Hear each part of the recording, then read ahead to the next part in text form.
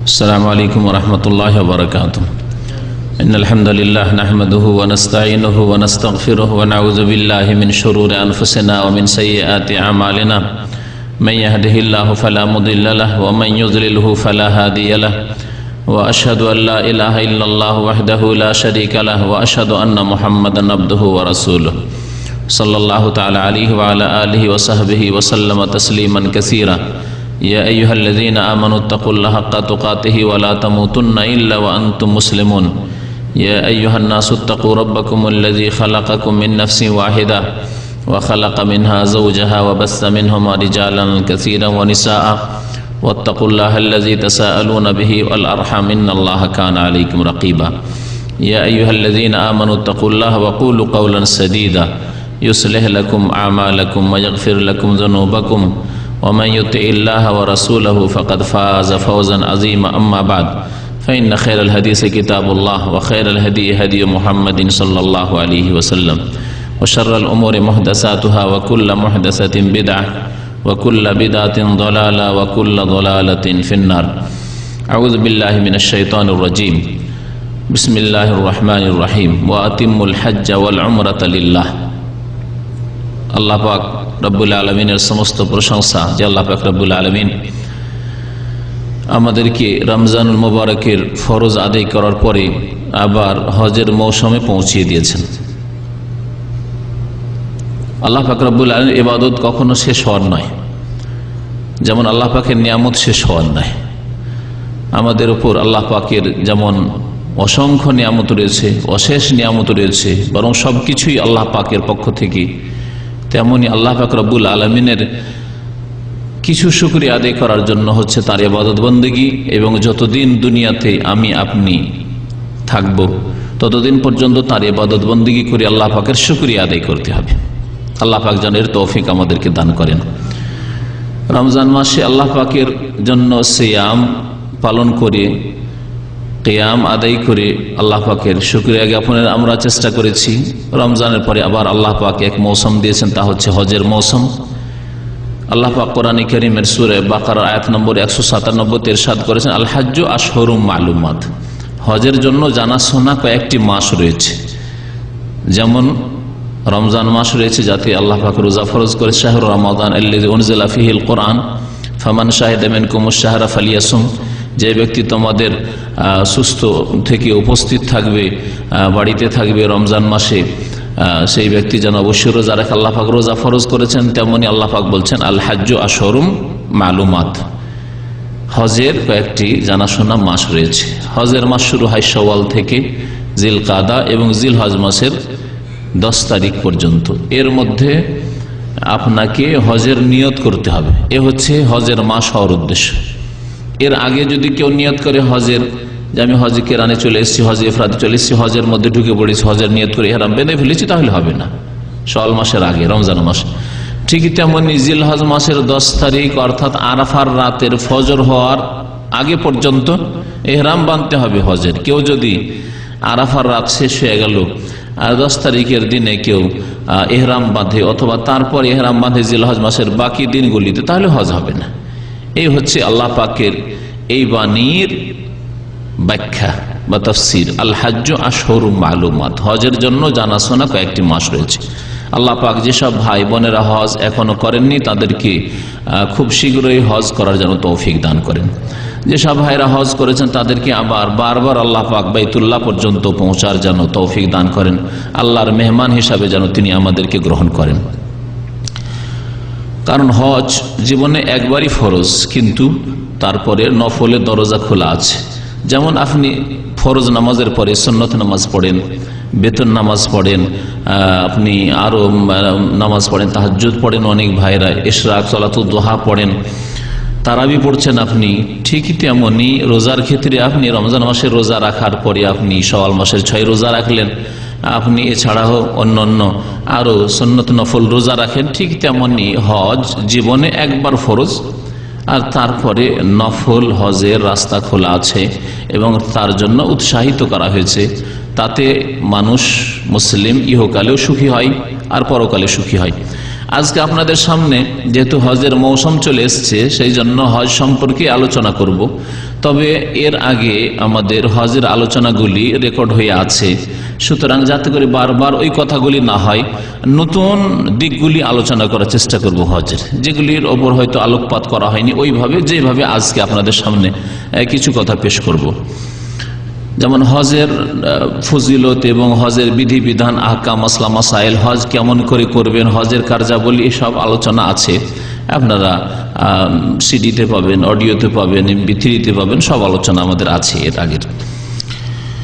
আজকে হজের এমন একটা দিক নিয়ে আলোচনা করব যেটা হচ্ছে মহিলা সংক্রান্ত, অর্থাৎ মহিলাদের হজ উমরা সংক্রান্ত মাসলা মাসাইল।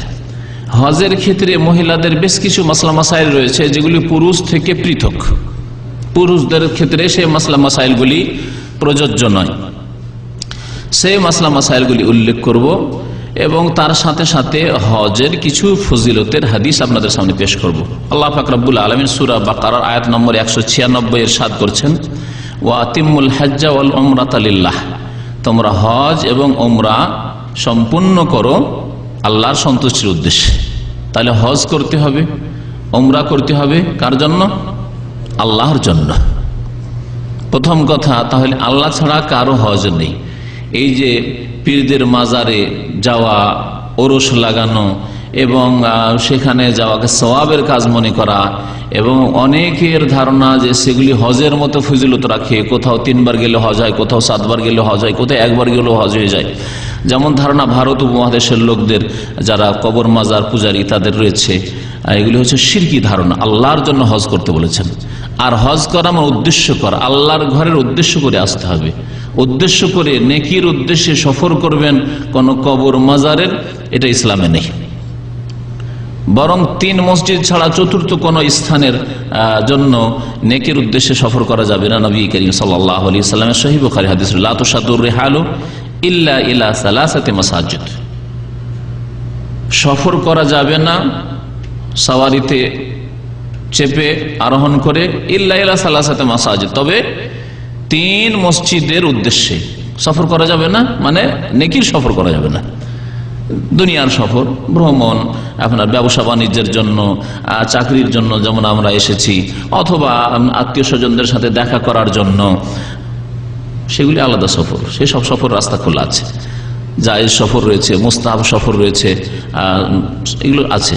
কিন্তু নেকির উদ্দেশ্যে কোন স্থানকে উদ্দেশ্য করে সফর করা যাবে না, একমাত্র ইল্লা ইলা সালাসাতি মাসাজিদ, 3 মসজিদ ছাড়া। মসজিদে হারাম যেখানে যাবেন উমরার উদ্দেশ্যে, যেখানে যাবেন হজ করার উদ্দেশ্যে, যেখানে যাবেন বাইতুল্লাহ আল্লাহর ঘরে নামাজ পড়ে 1 লক্ষ গুণ নেকি হাসিল করবেন সেই উদ্দেশ্যে। মসজিদে হাজা আমার, এই মসজিদ অর্থাৎ নবী করিম সাল্লাল্লাহু আলাইহি ওয়াসাল্লামের মসজিদে নববী যা মদিনা মুনাওয়ারায় রয়েছে, সেই মসজিদের উদ্দেশ্যে, অর্থাৎ সেই মসজিদে নামাজ পড়ার উদ্দেশ্যে। আর ওয়াল মসজিদুল আকসা, মসজিদ আকসা অর্থাৎ বাইতুল মুকাদ্দাসের মসজিদের উদ্দেশ্যে। এই 3 মসজিদের বিশেষ ফজিলত রয়েছে এবং 3 মসজিদের জন্য জায়গা হিসাবে, স্থান হিসাবে উদ্দেশ্য করে সফর করা শরীয়ত সম্মত এবং নেকির কাজ। আল্লাহ পাক রব্বুল আলামিন আল্লাহর জন্য হজ উমরা করতে বলেছেন। একটা দিক হচ্ছে, তাহলে অন্য কোন স্থান অথবা অন্য কোন ব্যক্তির উদ্দেশ্যে আপনি সফর করে মনে করবেন যে এটা আল্লাহ নৈকট্য লাভের রাস্তা। বিশেষ করে কবর মাজারের ফিতনা যেহেতু ভারত, বাংলাদেশ, পাকিস্তান রয়েছে, সেই জন্য আরো সতর্ক করা জরুরি যে এগুলি হচ্ছে শিরকি সফর। কবর মাজারের সফর হচ্ছে শিরকি সফর, কারণ ওখানে চাইতে যায়, ওখানে কিছু পাওয়ার আশায় যায়। দ্বিতীয় দিক হচ্ছে আল্লাহর জন্য হজ উমরা সম্পূর্ণ করো, অর্থাৎ হজ উমরায় যেন পার্থিব কোনো উদ্দেশ্য না থাকে।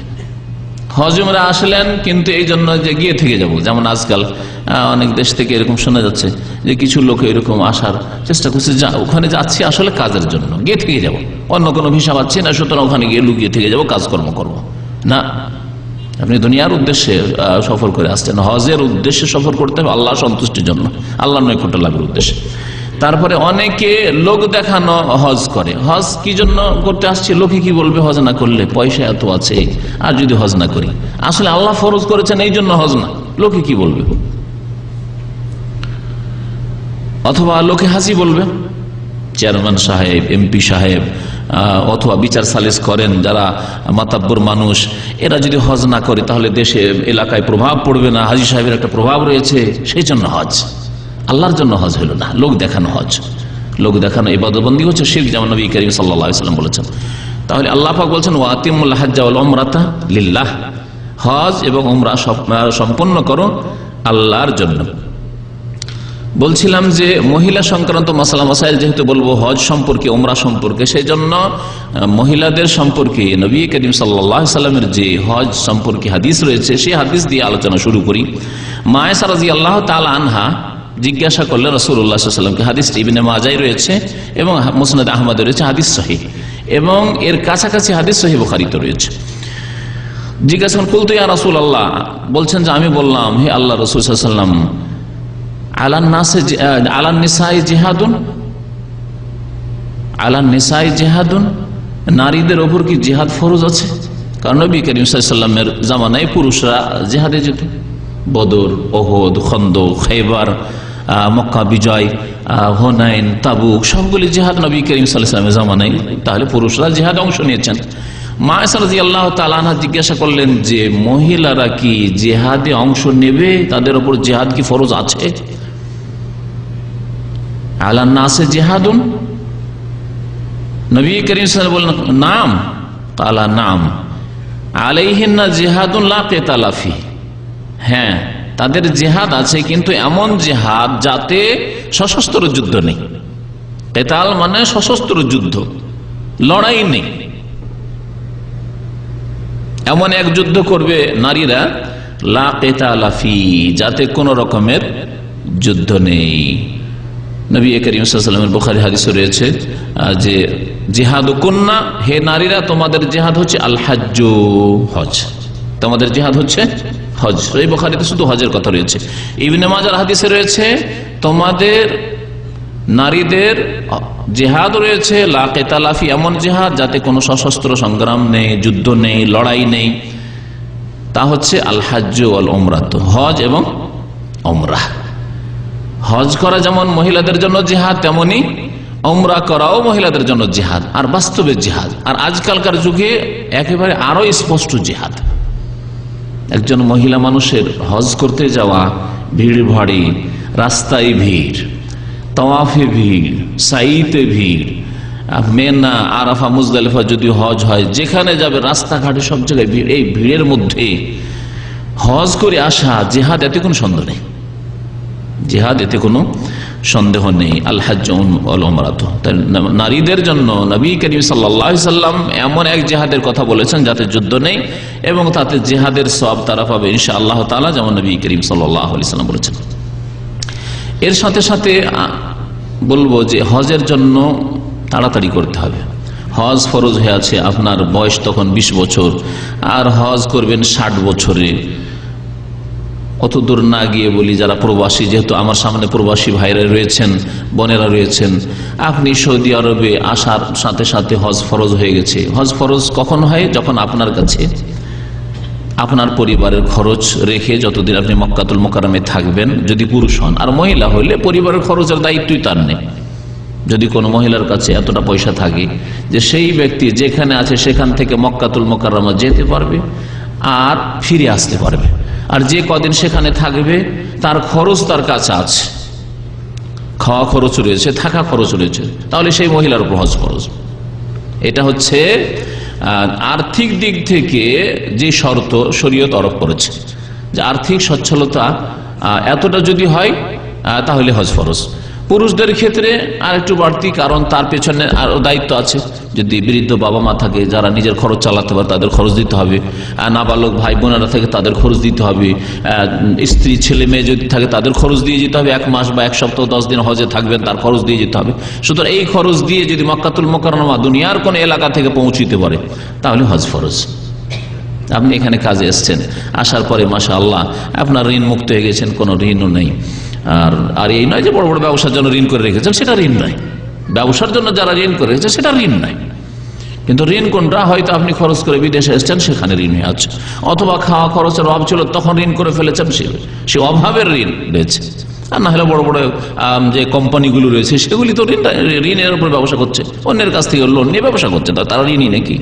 কখনো ঋণই নয়। তো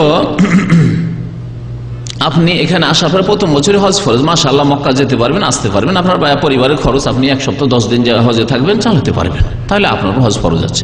আপনি করলেন কি, আমাদের বাংলা ভাষাভাষীর বাস্তব অবস্থা, কমের পক্ষে 5 বছর পরে হজ করবেন। হজ ফরজ হওয়ার পরে প্রথম উমরা হজ করবে, এরা উমরাকে হজ মনে করে। আর তারপরে কমের পক্ষে 5 বছর, 7 বছর, 10 বছর। আমি এমন কিছু লোককে এখানে দেখেছি যে সুবহানাল্লাহ 10 বছর হয়ে গেছে, অথচ এমন না যে বেনামাজি সেই জন্য নামাজও পড়ে না, হজও করেন না। আর ওর হজে হবেই বা কি বেনামাজি, যদি নামাজি ঠিক না হয় তাহলে নামাজি মানুষ, তারপর 10 বছর পরে সে ফরজ হয়ে যাচ্ছে, কোনো ঋণ নেই। দেশে জমি জায়গা কেনা হয়েছে, দেশে বাড়ি করা হয়েছে, দেশে অনেক কিছু করা হয়েছে, বাবা মাকে মাসের মাস টাকা পাঠাচ্ছে, মানে শুধু খাওয়ার না, যথেষ্ট টাকা পাঠাচ্ছে, আর ভাই বোন পড়াশোনা এইসব করছে, কিন্তু হজের জন্য কোনো সময় মনে আগ্রহ জাগে না এই ফরজ আদায় করার। গুনাহগার হবে যদিও হজ করার সুযোগ পায়, মনে রাখবেন। হজের শক্তি হওয়ার সাথে সাথেই ফরজ, বিলম্ব জায়েজ নাই। তো হজ সম্পর্কে নবী করিম সাল্লাল্লাহু আলাইহি সাল্লাম জলদি করতে বলেছেন। মুসনাদ আহমদের একটি হাদিস রয়েছে, নবী করিম সাল্লাল্লাহু আলাইহি সাল্লাম বলেছেন, তাআজ্জালু ইলাল হজ, তোমরা হজের ক্ষেত্রে তাড়াতাড়ি করো। হজ ফরজ হওয়ার সাথে সাথে, হজে যাওয়ার পয়সা হওয়ার সাথে সাথে জলদি কর। এবারে পয়সা আছে মাশাআল্লাহ, হজ করতে পারবেন, হজে জলদি করেন। আরেকটি কথা এখানে বললো, পয়সা নেই আপনার হজ ফরজ নেই, সুতরাং আপনি ওই ডান বামের রাস্তা, ঘুষের রাস্তা, ওই গিয়ে চেকপোস্টে ঘুষ দেব, অথবা বিনা পারমিশনে আমি যাব, রাস্তায় পড়ে থাকবো, সস্তাতে আমি খুঁজবো না। আপনি পারমিশন নিয়ে যা টাকা লাগে, যেই সময় যত টাকা খরচ লাগে সেইভাবে আপনি যান। আপনার কাছে 1000 রিয়াল আছে, 1500 রিয়াল আছে, আর হজ করতে চান, অথচ 1500 রিয়ালে সোজা রাস্তায়, জায়েজ রাস্তায় কোনো হজ নেই, কমের পক্ষে তাসরি বের করে যদি আপনি মেনা আরফাই তাঁবু নেন, তাহলে 2500 থেকে 3000 খরচ আছে, তাহলে আপনার হজ ফরজ নেই। এই জন্য অবৈধ পথ দিয়ে আপনি যাবেন হজে, আর গিয়ে ওখানে গিয়ে যারা এই 2 নম্বর কাজ করে তারা বলবে চেকপোস্টে গিয়ে যে ভাই 100 টাকা করে দাও, কারণ ঘুষ দিতে হবে, তাহলে তোমাদেরকে পার করবো। জায়েজ নয়, আপনার না জায়েজ, ঘুষ দেওয়া আপনার জন্য তাও জায়েজ নয়, আর আপনার জন্য এইভাবে হজ ফরজ নয়, সুতরাং আপনি গুনার কাজ করলেন, এইভাবে হজে যাওয়া জায়েজ নয়। তো হজ যখন ফরজ হয়েছে তখন আপনি হজ করেন, আর তাতে বিলম্ব করিয়েন না। তাআজ্জালু ইলাল হজ, তোমরা হজে ইলাল ফরিজা, ফরজ হজের জন্য তোমরা জলদি করো, ফরজ হজের জন্য। ফাইন্না আহাদাকুম লা ইয়াদরি মা ইয়ারিদু লাহু, কারণ তোমাদের কেউ জানে না যে আগামীতে কি হবে, কেউ জানে না যে আগামীতে কি হবে। আগামীতে আপনার এক্সিট লাগবে, প্রবাসী মানুষ, অথবা আপনি অসুস্থ হয়ে পড়বেন আর হজে যেতে পারবেন না, অথবা আগামী বছর আপনার নাম মৃত থাকবে, আজকে জীবিত, এই হজে গেলেন, আগামী বছর আপনার নাম মৃত, মৃতদের খাতায়, যে কোনো অসুবিধা হইতে পারে। সুতরাং হজের ক্ষেত্রে নবী করিম সাল্লাল্লাহু আলাইহি ওয়াসাল্লাম জলদি করতে বলেছেন। হজকে নবী করিম সাল্লাল্লাহু আলাইহি ওয়াসাল্লাম সবচাইতে উত্তম আমলগুলির একটি উত্তম আমল বলেছেন। নবী করিম সাল্লাল্লাহু আলাইহি ওয়াসাল্লামকে আবু রাদিয়াল্লাহু তাআলা বলছেন, জিজ্ঞাসা করা হলো যে আইয়ুল আমালি আফজাল, কোন আমল সবচেয়ে শ্রেষ্ঠ আমল? নবী করিম সাল্লাল্লাহু আলাইহি ওয়াসাল্লাম জবাব দিলেন এই ক্ষেত্রে, ঈমানুন বিল্লাহি ওয়া রাসূলিহি, আল্লাহর প্রতি ঈমান নিয়ে আসা এবং তার রাসূল সাল্লাল্লাহু আলাইহি ওয়াসাল্লামের প্রতি ঈমান নিয়ে আসা, এটা সবচেয়ে ভালো আমল। কারণ ঈমান যদি না থাকে আল্লাহর প্রতি, তার রাসূলের প্রতি, তাহলে নামাজ পড়ে লাভ নেই, নামাজ কবুল হবে না, রোজাও কবুল হবে না, যাকাতও কবুল হবে না, মাতা পিতার সেবা দিয়েও কিছু পাবে না আখিরাতে, আর কোনোদিন জান্নাত পাবে না ঈমান না থাকলে। সেজন্য ঈমান নিয়ে আসতে হবে। আজকে এক ভাই একটু আগে টেলিফোন করছে যে এক অমুসলিম রয়েছে, জমজম চাই আমার কাছে। আমি বললাম জমজম দেওয়া জায়েজ কিনা, সে জিজ্ঞাসা করছে। আমি বললাম জমজম দেওয়া তো জায়েজ, কিন্তু তাকে বলেন যে জমজমের রবের প্রতি ঈমান না নিয়ে এসে এই জমজম পান করে কোনো লাভ নেই, এতে পবিত্রতা হাসিল হবে না। যদি নিজেকে জাহান্নাম থেকে বাঁচাতে হয় তো জমজমের রবের প্রতি ঈমান নিয়ে আসতে হবে, যে এই জমজমে আল্লাহ পাক বরকত রেখেছেন। প্রথমে ঈমান নিয়ে আসুন, আর তারপরে জমজম পান করুন। আল্লাহ পাক যেন সকলকে হিদায়াত দান করেন। নবী করিম সাল্লাল্লাহু আলাইহি ওয়াসাল্লাম তাহলে আল্লাহর প্রতি ঈমান, রাসূলের প্রতি ঈমানের কথা সর্বপ্রথম বললেন। তারপরে জিজ্ঞাসা সুম্মা মাজা, তারপরে কি? 2 নম্বরে বল আল জিহাদু ফি সাবিলিল্লাহ, আল্লাহর রাস্তায় জিহাদ করা। কিন্তু তার বেশ কিছু শর্ত রয়েছে, যেমন রোজা রাখার জন্য শর্ত রয়েছে সুস্থতা, রোজা রাখার জন্য শর্ত রয়েছে রমজানে, আপনার মুকিম থাকা, বাড়িতে থাকা, মুসাফির সফর অবস্থায় নয়। এইভাবে হজের জন্য শর্ত রয়েছে, আর্থিক সচ্ছলতা, এইরকমের জিহাদ ফি সাবিলিল্লাহর জন্য বেশ কিছু শর্ত রয়েছে।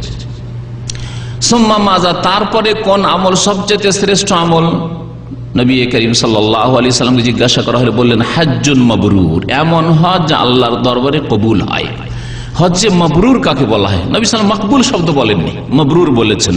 যদিও সহজ ভাষায় বোঝানোর জন্য বলছি আমরা, এবং ভাব অর্থ ঠিক আছে যে এমন হজ যা আল্লাহর দরবারে কবুল হয়। তাহলে কোন হজ? এমন হজ, প্রথম লক্ষণ, যেই হজের পরে এসে আপনার জীবন পাক পবিত্র হয়, সংশোধনের জীবন হয়। হজের আগে আপনার জীবনে ফরজ অজেবে গাফিলতি ছিল, হারাম নাজায়েজ কাজ মাঝে মধ্যে হইতো। হজের পরে যাতে এইরকমই আবার জীবন না থাকে। হজের আগেও মাঝে মধ্যে নামাজ ছুটত, সূর্য ওঠার পরে নামাজ পড়া মুসলমান, ফজরের নামাজ। হজের আগে মাঝে মাঝে রোজা ছেড়ে দিতেন, হজের আগে ঠিকভাবে যাকাত দিতেন না, হজের পরে ওই অবস্থা। এগুলো হচ্ছে ফরজ অজেবে গাফিলতি।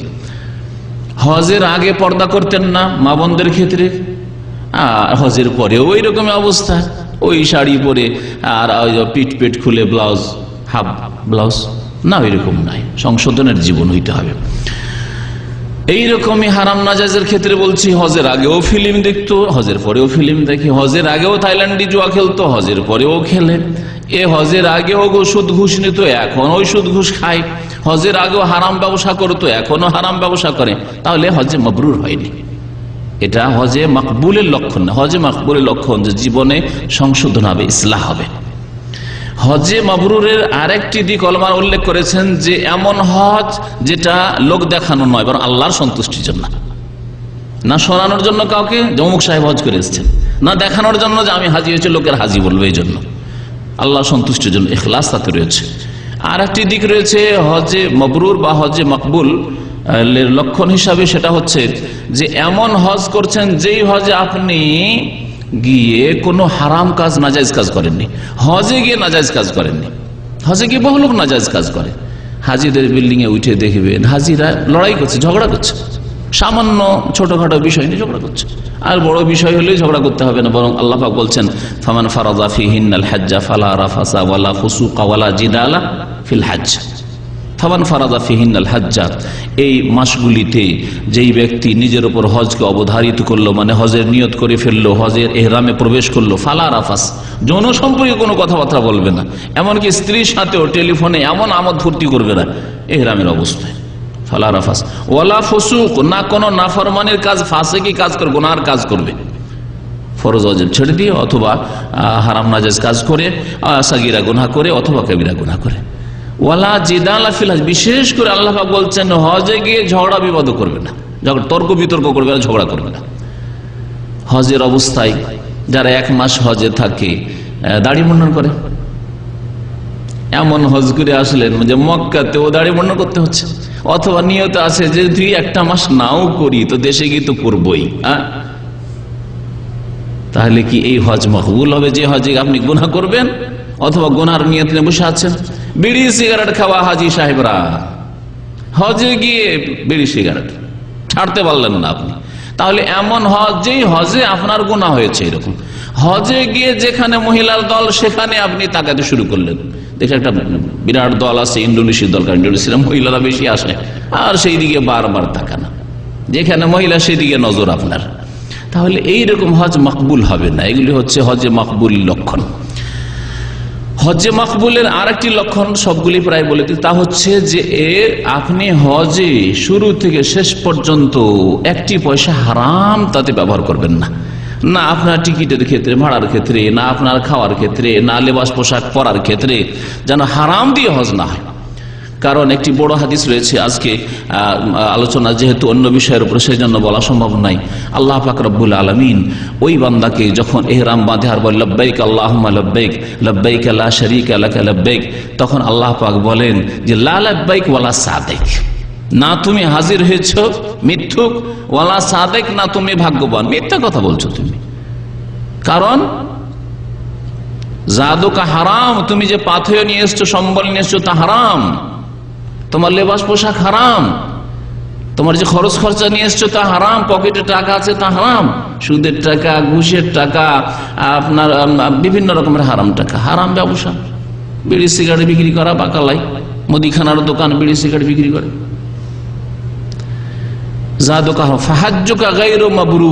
সুতরাং তোমার হজ মবরুর নয়। তাহলে হজে হালাল পয়সা দিয়ে হজ করতে হবে, হারাম পয়সা না হয়। বেতন ছাড়া কিছু 2 নম্বরই পয়সা চুরি করলেন ক্যাশ থেকে, যারা ক্যাশে থাকেন, এইরকম যাতে না হয়। আল্লাহ পাক রব্বুল আলামিন যেন আমাদের হালাল রিজিকে বরকত দান করেন। হজের ফজিলত সম্পর্কে আরো বেশ কিছু হাদিস আছে, যেহেতু সময় এগিয়ে চলে যাচ্ছে। আর আমি শুরুতেই বলেছি যে আজকে মহিলা সংক্রান্ত যে মাসলা মাসাইলগুলি রয়েছে, পুরুষদের থেকে পৃথক মাসলা মাসাইল হজের সম্পর্কে, সেই মাসলা মাসাইলগুলি উল্লেখ করব, সেই জন্য ফজিলতের দিকটি ছেড়ে দিচ্ছি। আল্লাহ যদি সুযোগ দেয় তো ইনশাআল্লাহ তাআলা আবার আগামী অনুষ্ঠানগুলিতে, মজলিসগুলিতে আলোচনা করা হবে। আর আমাদের এর আগে বলেছি যে আলোচনাগুলি রেকর্ড করা আছে, সেগুলি থেকে উপকৃত হতে পারবেন।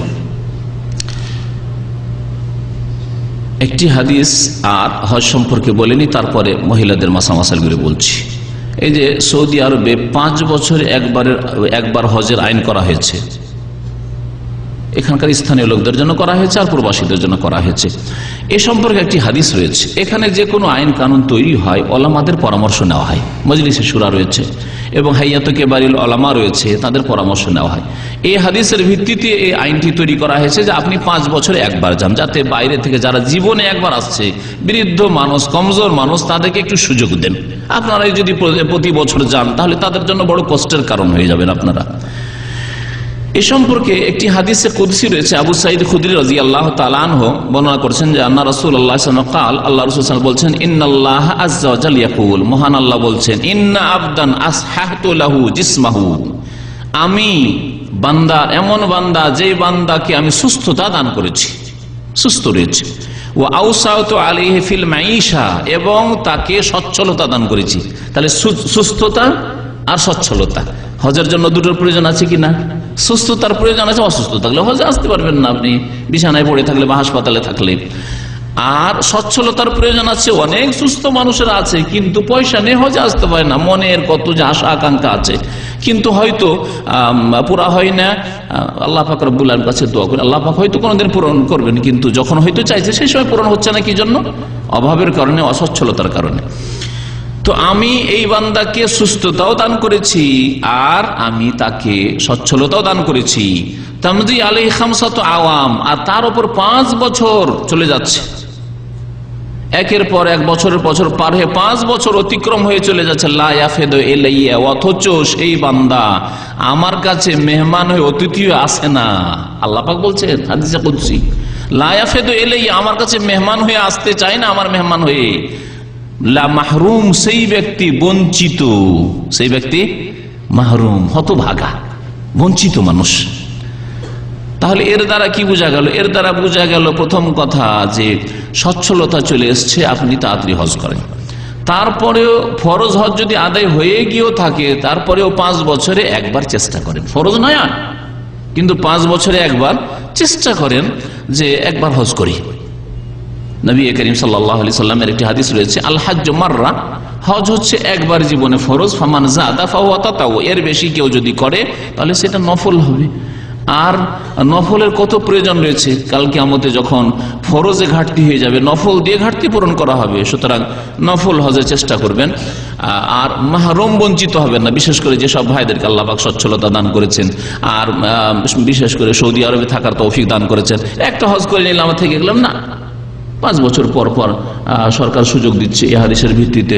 5 বছরে আপনি হজে যান, যখনই পারমিশন পাচ্ছেন, 5 বছর পর পর, 6 বছর পর পর হজে যান। আর বারবার করে হজে গেলে দুটো ফায়দা হয়, ওই হাদিসটি এর সাথে শুনিয়ে দিন। নবী করিম সাল্লাল্লাহু আলাইহি ওয়াসাল্লাম তাবিউ বাইনাল হজ্জ ওয়াল উমরা, তোমরা পরস্পর হজ উমরা করতেই থাকো, মাঝে মধ্যে হজ উমরা করতেই থাকো। ফাইন্নাহুমা ইয়ানফিয়ানি আল ফাকরা ওয়াজ যুনুব, কারণ এতে দুটো জিনিস দূর হয়। এক হচ্ছে আল ফাকর, অভাব, দারিদ্র দূর হয়। অভাব রয়েছে তাহলে দুনিয়ার ফায়দা রয়েছে, পার্থিব ফায়দা রয়েছে। দারিদ্র, হজ করে টাকা খরচ করে আসলে ওর বিকল্প, উত্তম বিকল্প আল্লাহ দান করেন এই হাদিসের আলোকে। অভাব দূর হয় হজ করলে, গরিব হয় না হজ করে। আর যুনুব এবং গুনাহ দূর হয়ে যায়, যে গুনাহগুলি আছে সেগুলি দূর হয়ে যায়, তাহলে গুনাহ দূর হলে দুনিয়া আখিরাতে সুখী, কাল পরকালে সুখী। আর যদি অভাব দূর হয় তাহলে দুনিয়াতে সুখী। বরং অভাব দূর হয় আর অন্তরে যদি সততা থাকে, ইখলাস থাকে, আর যদি মনে করেন এসব আল্লাহর নিয়ামত, সুতরাং এই নিয়ামতকে, ধন সম্পদকে আল্লাহর দিনের খেদমতে ব্যয় করতে পারবেন, আপনি দিনের সেবা করতে পারবেন। পাপিষ্ঠ গুনাহগারের হাতে ধন সম্পদ থাকলে তা দিয়ে তাদের পাপ হয়, আরো গুনাহ বাড়ে। আর একজন আল্লাহর বান্দা নেক লোকের হাতে ধন সম্পদ নিয়ামত যদি আসে আর যদি তার হক আদায় করতে পারে, তাহলে সে বড় ইসলামের খেদমত করতে পারবে। বহু ক্ষেত্রে গরিব মিসকিনের দেখাশোনা করতে পারবে, আত্মীয় স্বজনদের দেখাশোনা করতে পারবে, দেশে গঠনমূলক কাজ করতে পারবে। আল্লাহ পাক যেন আমাদের সকলকে তৌফিক দান করেন। যে হাদিসটি 5 বছরে একবার আসার কথা আল্লাহ পাক বলছেন হাদিসে কুদসিতে, আর যে আসে না 5 বছরে সেই ব্যক্তি মাহরুম, বঞ্চিত। ইমাম আবু বকর ইবনে শাইবা বর্ণনা করেছেন, মুসনাদ আবু ইয়ালা, আবু ইয়ালা বর্ণনা করেছেন, ইবনে হাব্বান তার সহিহ কিতাব বর্ণনা করেছেন, আল্লামা নাসিরুদ্দিন আলবানী হাদিসটিকে সহিহ বলেছেন। এবং এই হাদিসের শেষে উল্লেখ হয়েছে যে হাসান বিন হাই বলে একজন আলেম ছিলেন বা ইমাম ছিলেন, তিনি বলছেন যে 5 বছরে ওয়াজিবু আলা রাজুলিল মুসির সাই আল্লাহ ইয়াতরুকাল হজ্জ 5 সিনিন। এই হাদিসটিতে তিনি খুব খুশি হতেন আর বলতেন যে যে ব্যক্তি সচ্ছল তার জন্য উচিত হবে যে 5 বছরে একবার হজ করা। যে কথাটি বললাম, আল্লাহ যেন আমাদের সকলকে তৌফিক দান করেন। আল্লাহ পাক রব্বুল আলামিন তার মেহমান, তার অতিথি। আমাদের অনেক রকম মেহমান আছে, আত্মীয় মেহমান, খাতিরের মেহমান, বন্ধু মেহমান। আল্লাহ পাক রব্বুল আলামিন মেহমানকে 3 রকমের মেহমান রয়েছে। নবী করিম সাল্লাল্লাহু আলাইহি ওয়াসাল্লাম বলছেন, আবু হুরায়রা রাদিয়াল্লাহু আনহু বর্ণনা করেছেন, ওয়াফদুল্লাহ সালাসা, আল্লাহর মেহমান হচ্ছে, আল্লাহর ওয়াফদ হচ্ছে, আল্লাহর কাছে যে প্রতিনিধি হয়ে মেহমান হয়ে যায় তারা হচ্ছে 3 প্রকার। আল গাজী, যে ব্যক্তি আল্লাহর রাস্তায় জিহাদ করে, ওয়াল হাজ, আর হাজি সাহেব, ওয়াল মুতামির, এবং উমরাকারী। তাহলে উমরা করলেও আল্লাহর মেহমান আপনি, আল্লাহর ঘরের জিয়ারতে গেলেন আপনি আল্লাহর মেহমান, হজে গেলেন আল্লাহর মেহমান, উমরায় গেলেন আল্লাহর মেহমান, আর যদি আল্লাহর রাস্তায় জিহাদ করতে কেউ যায় সে আল্লাহর মেহমান। আল্লামা নাসিরুদ্দিন আলবানী হাদিসটিকে সহিহ বলেছেন। এখন মহিলাদের বেশ কিছু মাসলা মাসাইল রয়েছে, সেগুলি আপনাদের সামনে উল্লেখ করি। মহিলাদের সাথে সম্পর্কিত হজের মাসলা মাসাইলের একটি হচ্ছে যে কোন মহিলা যদি হজে যেতে চায় তার জন্য পুরুষদের হজ ফরজ হওয়ার জন্য বা হজে যাওয়ার জন্য যেসব শর্তাবলী রয়েছে তার সাথে সাথে অতিরিক্ত আরেকটি শর্ত রয়েছে, তা হচ্ছে মাহরাম থাকা। অর্থাৎ এমন এক সাবালক পুরুষ ব্যক্তির সাথে হজে যেতে হবে যার সাথে ওই মহিলার বিবাহ শাদী স্থায়ীভাবে হারাম। পুরুষের ক্ষেত্রে মাহরাম শর্ত না, একজন পুরুষ একাই হজে যাচ্ছে, হ্যাঁ, কিন্তু মহিলার জন্য আর্থিক সচ্ছলতার সাথে সাথে মাহরাম পেতে হবে। মাহরাম হচ্ছে হয় স্বামী, প্রথম মাহরাম, আর স্বামী ছাড়া অন্য ব্যক্তি, এমন ব্যক্তিরা যাদের সাথে স্থায়ীভাবে বিবাহ শাদী, যেন বাবা, তারপরে ছেলে, আপন ভাই। আপন ভাই বলতে ভাই আমাদের দেশে আবার সারা দুনিয়ায় ভাই, আর আবার আল্লাহ পাক কোরআনে কারিমে ইন্নামাল মুমিনাত সকলে ভাই বোন, তাই না? আবার আমাদের দেশে এই দালাল এজেন্টগুলি ভাই বোন লাগিয়ে নিয়ে আসে। মহিলা হাজি যখন পায় এলাকা এলাকা কালেকশন করে, তখন দেখছি যে ওর তো কোনো মাহারাম নেই, তখন করে কি, আর এই সব তো আমাদের কাছে আসে, চলো এর সাথে ভাই বোন লাগিয়ে দিলাম, ও হজে যাচ্ছে আর এই মহিলা হজে, চলো এটা তোমার ভাই। আজকে কি ভাই, পাতানো ভাই, কি ভাই বলে ওটাকে? ধর্ম ভাই। আরে ধর্ম ভাই, ধর্ম যদি ইসলাম হয় তো ইসলামে তো আল্লাহ পাক বলেননি, তাহলে কোন ধর্মের ভাই? আল্লাহ পাক হইতে পারে হিন্দু ধর্মের ভাই, হইতে পারে খ্রিস্টান ইহুদি ধর্মের ভাই। হ্যাঁ, বাকি কথা হলো ইন্না দিন ইনদাল্লাহিল ইসলাম, আল্লাহর কাছে দিন হচ্ছে ইসলাম। সেই ইসলামে ভাই হচ্ছে, যেই ভাই মাহরাম হয় সেটা হচ্ছে আপন ভাই, চাচাতো ভাইও নয়, খালাতো ভাইও নয়, মামাতো ভাইও নয়, ফুফতো ভাইও নয়, দুলা ভাইও নয়। মাহরাম যদি না থাকে, কোনো মহিলার আর্থিক সচ্ছলতা আছে, মাহরাম নেই, তাহলে সে হজ করবে না, তারপর হজ ফরজ নেই, হজ তারপরে ফরজ নেই। বদল হজ করাবে, কাউকে পাঠিয়ে দিব, বদল হজ করাবে। দ্বিতীয় মাসলা খুব সংক্ষেপে বলে যাচ্ছি কারণ সময় মনে হয় শেষের দিকে। দ্বিতীয় মাসলা হচ্ছে যে যদি কোনো মহিলা ফরজ হজের পরে নফল হজ করে, জীবনে একবার হজ করে ফেলেছে, তারপরে হজ করে, তাহলে স্বামীর অনুমতি লাগবে। আর প্রথম হজের ক্ষেত্রে স্বামী যদি অনুমতি না দেয়, স্বামী ফাসেক, ও নিজেও হজ করবে না আর স্ত্রীকে হজেও যেতে দিচ্ছে না, কি করতে হবে? স্বামীর বিনা অনুমতিতে ফরজ আদায় করতে হবে। যেমন স্বামী যদি নামাজ পড়তে নিষেধ করে, নামাজ পড়তে হবে। স্বামী রাখুক আর নাই রাখুক, থাকুক আর নাই তবে চলে যাক, জাহান্নামে চলে যাক।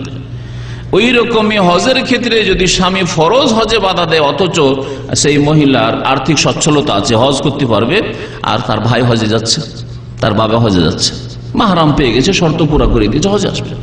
স্বামীর পয়সা নেই, স্বামী হজে যাচ্ছে না, কিন্তু মহিলার পয়সা জরুরি নয় যে স্বামীর পয়সা জুটাতে হবে আর স্বামীকে হজ করাতে হবে, জরুরি নয়। তবে কেউ যদি এক অপরের উপরে ইহসান করে তাহলে ভালো কথা। কিন্তু একজন মহিলা তার বাবাকে পেয়েছে হজে যাচ্ছে, ভাইকে পেয়েছে হজে যাচ্ছে, স্বামী গরিব কিন্তু মাশাআল্লাহ মহিলা আর টাকা পয়সা আছে, বাবার হয়তো জমি জায়গা পেয়েছে, ধন সম্পদ পেয়েছে, হজে যাবে। ফরজের ক্ষেত্রে বাধা দেওয়াও জায়েজ নয় এবং বাধা মানাও জায়েজ নয়। যদি বাধা দেয় এমন স্বামী, তাহলে এই বাধা মানাও জায়েজ নয়, বড় গুনার কাজ। তবে নফলের ক্ষেত্রে দ্বিতীয়বার তৃতীয়বার হজে মহিলা সেজেছে, পয়সা আছে, আর স্বামী বলছে যে না হজে যেতে হবে না, তাহলে স্বামীর আনুগত্য করা ফরজ, স্বামীর খেদমত করা ফরজ। আর দ্বিতীয় তৃতীয় হজ হচ্ছে নফল, শুধু নফলের ওপর কি করতে হবে? ফরজকে প্রাধান্য দিতে হবে। এই একটি মাসলা বললাম। তৃতীয় মাসলা হচ্ছে যে বদল হজের ক্ষেত্রে যেমন পুরুষ পুরুষের বদল হজ করতে পারবে, পুরুষ ওই রকম মহিলার বদল হজ করতে পারবে, ওই রকম মহিলাও পুরুষের বদল হজ করতে পারবে। কারণ অনেকের ধারণা হতে পারে যে মহিলা মানুষ, আবার বদল হজ ওর বাবার বা ওর ভাইয়ের অথবা অন্য কোনো মানুষের বদল হজ চলে কি? হ্যাঁ চলে। নবী করিম সাল্লাল্লাহু আলাইহি সাল্লামের সামনে বিদায় হজে খাসআম গোত্রের এক মহিলা আসলো। আসার পর জিজ্ঞাসা করলো যে ইয়া রাসূলুল্লাহ, সহিহ বুখারী হাদিস, ইন্না আবি, আমার আব্বা তাকে হজ পেয়ে গেছে, মানে হজ ফরজ হয়ে গেছে। আদরাকাত আবি শাইখান কাবীরান, ইন্না ফরিদাতাল্লাহি আলা ইবাদি আদরাকাত আবি শাইখান কাবীরান, এবং অত্যন্ত বৃদ্ধ হয়ে পড়েছে, এমন বৃদ্ধ আমার আব্বা হয়ে পড়েছে, অথচ আর্থিক সচ্ছলতা আছে, হজ ফরজে আছে। লা ইয়াসবুতু আলা রাহিলা, শহরের উপর বসতে পারবে, মোটের উপর বসতেই পারবে না, এত দুর্বল এবং বৃদ্ধ হয়ে গেছে। আফা আহুজ্জু আনহু, আমি কি আমার আব্বার পক্ষ থেকে বদল হজ করতে পারবো? জিজ্ঞাসা করলেন ওই মহিলা। নবী করিম সাল্লাল্লাহু আলাইহি ওয়াসাল্লাম বলে হুজ্জি আনহু, তার পক্ষ থেকে হজ করো, তাকে আদেশ করলেন। তাহলে মহিলা পুরুষের পক্ষ থেকেও বদল হজ করতে পারে।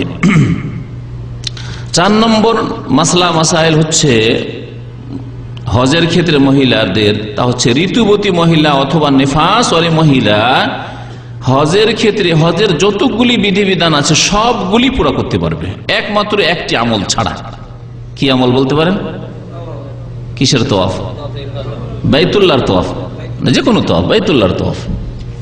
বাইতুল্লাহর তওয়াফ ছাড়া যতগুলি আমল আছে শুরু থেকে শেষ পর্যন্ত সবগুলি আমল ঋতু অবস্থায়, হাইজের অবস্থায়, নেফাসের অবস্থায়।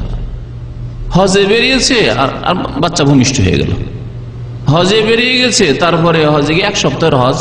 আজকাল এখানে যারা স্থানীয় হাজি হজে যাচ্ছে, কদিনের হজ? 1 সপ্তাহের হজ। এখান থেকে 6 তারিখে যায়, 7 তারিখে গিয়ে পৌঁছে আর 13 তারিখে ফিরে আসতে হয়। 1 সপ্তাহ, 1 সপ্তাহের কম সময়। আর 1 সপ্তাহ অনেক সময় মহিলাদের ঋতু থাকে, বেরিয়ে যাওয়ার পরে মাসিক ঋতু চলে আসলো, তাহলে কি করবে? সমস্ত কাজগুলি চালিয়ে যাবে, মিকাতে গিয়ে ইহরাম বাঁধবে, ইহরাম বাঁধা তাহলে মাসিক অবস্থায় করতে পারবে, নেফাসের অবস্থায়, নাপাক অবস্থায় করতে পারবে, গোসল করে নেবে, পরিষ্কার পরিচ্ছন্ন হয়ে যাবে। আর তারপরে মক্কাতুল মুকাররমা যাবে, তালবিয়া মনে পড়বে, মহিলাদের যে তরিকা রয়েছে সবগুলি করবে, জিকির আজকার করবে, দোয়া করবে। নামাজ পড়া জায়েজ নয় হাইজ অবস্থায়, নাপাক অবস্থায়, নামাজ পড়বে না। আর বাইতুল্লাহর তওয়াফ করবে না। মেনার দিন হয়ে গেল 8 তারিখ, মেনায় অবস্থান করবে। আরাফার দিন হয়ে গেল 9 তারিখে আরাফায় অবস্থান করবে। রাত্রে এসে মুজদালিফায় থাকবে। 11 তারিখ, 12 তারিখে, 13 তারিখে কি করতে হয়? জামারাতকে কঙ্কর মারতে হয়, পাথর মারবে। 10 তারিখে একটাকে মারতে হয়, সেগুলি করবে। মাথার চুল কাটতে হবে, সেটা করবে। কোরবানি করা, কোরবানির কাজ হবে, কোরবানি করবে। সাফা মারোয়ার সাই পর্যন্ত করবে, সব সাফা মারোয়া আজকাল হারামের সাথে, মসজিদে হারামের সাথে লাগিয়ে দেওয়া হয়েছে বলে আজকালকার মানুষরা মনে করে যে এটা হয়তো মসজিদ, কিন্তু সেটা মসজিদের কোনো অংশ না। মসজিদের বাইরের দিক থেকে যদি কেউ সাফা মারোয়ায় ঢুকে, তাহলে সেই জায়গায় নাপাক অবস্থায় তওয়াফ হয়তো হয়ে গেছে, অথবা তওয়াফের পরে সাই হওয়া উচিত। কোনো সময় হয়তো তওয়াফ আগে হয়ে গেছে আর তারপরে মাসিক ঋতু চলে এসেছে, তাহলে সাইটা বাকি আছে। কি করবে? বাইরের দিক থেকে ঢুকবে সাফায় আর সাফা মারওয়ার সাই করে নেবে। সাফা মারওয়ার সাইয়ের জন্য পবিত্রতা শর্ত নয়, পবিত্রতা শর্ত নামাজের জন্য, পবিত্রতা শর্ত হচ্ছে বাইতুল্লাহর তওয়াফের জন্য। তাহলে সবগুলি কাজ করে নেবে, শুধু তওয়াফটা বাকি রাখবে, তওয়াফ বাকি রাখবে। যখন পাক হয়ে যাবে বাইতুল্লাহর তওয়াফটা করে নেবে আর হজ সম্পন্ন হয়ে যাবে। মহিলাদের ক্ষেত্রে আরেকটি মাসলা হচ্ছে যে যেমন পুরুষরা মিকাতে গিয়ে পরিষ্কার পরিচ্ছন্ন হয়, যদি বাড়ি থেকে পরিষ্কার পরিচ্ছন্ন হয়ে যায়, যেসব অপ্রয়োজনীয় চুল আছে সেগুলি পরিষ্কার করে গেল, নখ কেটে গেল, তাহলে তার প্রয়োজন নেই। যারা কাছের মানুষ, আমরা যেমন কাছের মানুষ, কয়েক ঘন্টার মধ্যে মিকাতে পৌঁছে গেলেন, কিন্তু যারা দূর থেকে আসছে, আগের যুগে পানি জাহাজ আসতো, বাড়ি থেকে যদি নখ কাটে, চুল কেটে, অপরিজনীয় চুল পরিষ্কার করে বেরিয়েছে, আর আসতে 10 দিন 20 দিনের মধ্যে আবার সবকিছু বড় হয়ে গেছে, তো মিকাতে এসে কাটতে হবে না? হবে না? পরিষ্কার করতে হবে না? পরিষ্কার করতে হবে। যেমন পুরুষদের মাসলা মাসাইল এগুলি, তেমনই মহিলাদের মাসলা মাসাইল। মহিলারাও সেখানে গিয়ে মিকাতে গিয়ে পরিষ্কার পরিচ্ছন্ন হবে। তবে এক শ্রেণীর লোকেরা করে কি, এখান থেকে কয়েক ঘন্টার রাস্তা, বিকালে বাসে চাপলো আর ফজরে গিয়ে মিকাতে পৌঁছে গেল, তারপরে নখগুলি বড় করে নিয়ে গেছে। কোথায় গিয়ে কাটবে? মিকাতেই কাটবে। এটি অজ্ঞতা। এখান থেকে আপনি কেটে যান। বগলের চুল এখান থেকে বড় করে নিয়ে কোথায় গিয়ে কাটবো? মিকাতে গোসলখানায় গিয়ে কাটবে না, অজ্ঞতা এগুলি। কারণ এখান থেকে কেটে যায়, পরিষ্কার পরিচ্ছন্ন হয়ে যাওয়াই ভালো। আর সেখানে গিয়ে গোসল করবে, মহিলারাও গোসল করবে। যেমন পুরুষরা গোসল করবে, তাদের জন্য গোসল করা সুন্নাত, তেমন মহিলাদের জন্য গোসল করা সুন্নাত, একই রকম কাজ করবে। মহিলাদের আর একটি মাসলা হচ্ছে হজ উমরা সম্পর্কে, যে তারা নেকাব ব্যবহার করবে না এহরামের অবস্থায়। হজে যখন প্রবেশ করে যাবে তখন নিকাব ব্যবহার করবে না, আর হাতের মোজা দাস্তানা ব্যবহার করবে না। নবী করিম সাল্লাল্লাহু আলাইহি ওয়াসাল্লামের হাদিস সহিহ বুখারীতে রয়েছে, মুসলিমে রয়েছে, ওয়ালা তানতাকিবুল মারআতুল মুহরিমা, ইহরাম বাঁধা মহিলা ইহরাম অবস্থায় নিকাব ব্যবহার করবে না। নিকাব কাকে বলে এটা অনেক আলেমরা বুঝে না, যার ফলে এই ক্ষেত্রে বিব্রত পেরেশান হয়ে যায়। কোন ফতোয়া দিবে বুঝে উঠতে পারে না। চেহারা খোলার ফতোয়া দিবে, এক ধরনের লোক চেহারা খোলার ফতোয়া দেয়। বেশ কিছু মেসরি একবার আমাকে বললো, যে এ কি চেহারা ঢাকিয়ে দিলেন আপনি, চেহারা খুলে দিতে হবে। আর মিকা থেকে অধিকাংশ মহিলাদের দেখা যায় অজ্ঞতার কারণে, তাদের স্বামীদের অজ্ঞতা, তাদের অজ্ঞতার কারণে চেহারা খুলে দেয়। আগে থেকে চেহারা ঢাকা ছিল তো পর্দা নাসের মহিলা, কিন্তু যেহেতু সঠিক মাসলা যায় না, সেই জন্য মিকাতে গিয়ে এহরাম বাঁধার পরে চেহারা খুলে দিল। না, চেহারা খোলা যাবে না, কিন্তু নেকাব খুলতে হবে। তাহলে নেকাব কি জিনিস? নেকাব হচ্ছে এমন একটা কাপড় যেটা চেহারার ওপর বেঁধে রাখা হয়, চেহারার ওপর বেঁধে রাখা হয়। আর নাকাব মানে হচ্ছে ছিদ্র, নাকাব মানে হচ্ছে ছিদ্র, আর চোখের ওপর দুটো ফাটল থাকে, এর নাম হচ্ছে নেকাব। তাহলে এহরাম অবস্থায় মহিলা এই কাপড়টা, যেটা আজকাল ব্যবহার হচ্ছে নেকাব হিসাবে, আর চোখের ওপর দুটো ফাটল রয়েছে অথবা এক ফাটলে রয়েছে, যে রকমই থাক না কেন, আর বাঁধা রয়েছে মাথার সাথে, চেহারার সাথে বাঁধা রয়েছে, এই কাপড় ব্যবহার করবেন, এর নাম নিকাব। নবী সাল্লাল্লাহু আলাইহি ওয়াসাল্লাম নিষেধ করেছে। তাহলে সামনে তো পুরুষ আর পুরুষ, অপর পুরুষ কি করবে? চেহারা খোলা রাখবে? ফিতনার কারণ হবে না। মা আয়েশা রাদিয়াল্লাহু তাআলা আনহা থেকে সহিহ বুখারীতে হাদিস রয়েছে, এই ক্ষেত্রে দুই হাদিসের সমন্বয় করতে হবে। নেকাব নিষেধ করেছেন, এবং মা আয়েশা রাদিয়াল্লাহু তাআলা আনহা যখন পুরুষরা চলে আসতো সামনে কাছাকাছি, তখন কি করতেন বলছেন তিনি, যে কান সাদালাত ইহদানা জিলবাবাহা, আমাদের নারীরা করতো কি, জিলবাব মানে ওপরে যে ওড়নাটা রয়েছে সেটাকে ওপর থেকে ঝুলিয়ে নিত, এইভাবে ঝুলিয়ে নিত। তাহলে বড় ওড়না সামনের দিক থেকে, আজকাল পাতলা চিকন ওড়নাগুলি পাওয়া যাচ্ছে আর ওগুলি তো ব্যবহার হচ্ছে, সামনের দিক থেকে যদি ঝুলিয়ে নেই তাহলে পর্দা হয়ে গেল, চেহারার পর্দা হয়ে গেল। আর নেকাব সেটা হলো না। যেখানে দেখবে যে পুরুষ নেই সেখানে খোলা থাকবে, কিন্তু যেখানে অপর পুরুষরা রয়েছে সেখানে ওপর থেকে চাদরটা ঝুলিয়ে নেবে। চাদর ঝুলার ক্ষেত্রে কিছু বিরাট সৃষ্টি হয়েছে আজকাল, জেনে রাখা ভালো। তা হচ্ছে এক শ্রেণীর মহিলারা মনে করে যে এমন ভাবে সামনে থেকে ওড়না ঝুলাবো যাতে চেহারা না স্পর্শ করে, চেহারা না ছয়, এটা যদি ছুঁয়ে যায় তাহলে মুশকিল হয়ে যাবে মনে করে। না, কখনো না। যার ফলে বড় লম্বা একটা টুপি পরে, আর টুপি পরার পরে অথবা পাগড়ি পরে, আর তারপর দূর থেকে এইভাবে করে রাখে, এইভাবে দূরে, যাতে চেহারা না ছুঁয়ে যায় কাপড়। এগুলি বাড়াবাড়ি, আবার গোল অতিরঞ্জন, যা নবী করিম সাল্লাল্লাহু আলাইহি ওয়াসাল্লাম করতে বলেননি এবং সাহাবী মহিলারা সাহাবিয়াতরা করেননি। তাহলে করবেন কি? ছুঁয়ে যাক, অসুবিধা নাই। যেটা নিষেধ সেটা এই ছুঁয়ে যাওয়া নিষেধ নয়, বরং যে বাঁধা, এখানে চেহারার সাথে বাঁধা কাপড় এবং ওতে ফাটল রয়েছে সেটা নিষেধ। আশা করি বিষয়টি স্পষ্ট, কারণ এটার প্রয়োজন আপনাদের হবে, বিশেষ করে যেসব মহিলারা হজে যাচ্ছেন তাদের জন্য অত্যন্ত জরুরি বিষয়। চেহারা ঢাকাও ফরজ এবং নিকাব খোলাও ফরজ। নিকাব ব্যবহার করা যাবে না আর চেহারা ঢাকতে হবে। দাস্তানা মানে হাতের মোজা। নবী সাল্লাল্লাহু আলাইহি ওয়ালা তালবাসুল কুফাজাইন, এবং কুফাজ অর্থাৎ হাতের মোজা ব্যবহার করবে না। হাতের মোজা হাত খোলা থাকবে। যখন দেখবে কাছাকাছি একবারে পুরুষরা চলে এসছে, আর যদি বিশেষ করে আকর্ষণ থাকে, বয়সিকা মহিলা নয়, হাতেও আকর্ষণ আছে, যদি আকর্ষণ থাকে তাহলে ওই চাদরে ওড়নার মধ্যে ঢাকার চেষ্টা করবে, যথাসাধ্য ঢাকার চেষ্টা করবে। আল্লাহ পাক যেন আমাদের সকলকে তৌফিক দান করেন। মহিলাদের 7 নম্বরে মাসলা সেটি হচ্ছে যে পুরুষদের মতো তারা তালবিয়া জোরে উচ্চস্বরে পড়বে না, বরং মনে মনে তারা তালবিয়া পড়বে, যাতে আশেপাশের পুরুষরা না শোনে। আশেপাশে পুরুষ না থাকে তো একটু আওয়াজ জোর করে পড়বে, কিন্তু আশেপাশে যে পুরুষরা গাড়িতে আছে, প্লেনে আছে, আর অন্য পুরুষরা শুনবে, তাহলে জোরে লাব্বাইক আল্লাহুম্মা লাব্বাইক পড়বে না। মহিলাদের হজ ওমরার ক্ষেত্রে পর্দার পুরোপুরি খেয়াল রাখতে হবে, আর অধিকাংশ মহিলা আজকাল পর্দার খেয়াল রাখে না। আওয়াজকে নিচু রাখতে হবে, দৃষ্টিকে নত রাখতে হবে। পুরুষরা যেখানে ভিড় করে আছে সেখান থেকে বাঁচার চেষ্টা করতে হবে, যেদিকে পুরুষ নাই সেদিকে থাকার চেষ্টা। বিশেষ করে তাওয়াফের ক্ষেত্রে, সাফা মারওয়া সাইর ক্ষেত্রে, এখানে যখন দেখবেন পুরুষরা যেখানে আছে, মহিলা একটু দূর দিয়ে তাওয়াফ করুক। এই জন্য নবী করিম সাল্লাল্লাহু আলাইহি ওয়াসাল্লাম উম্মে সালামা রাদিয়াল্লাহু তাআলা আনহাকে বলেছে, তুফি মিন ওয়ারাইন নাস ওয়া আনতি রাকিবা। তুফি মিন ওয়ারাইন নাস, লোকের মাঝে ঢুকে তাওয়াফ করিও না, বরং লোকদের বাইরে দিয়ে তাওয়াফ করো।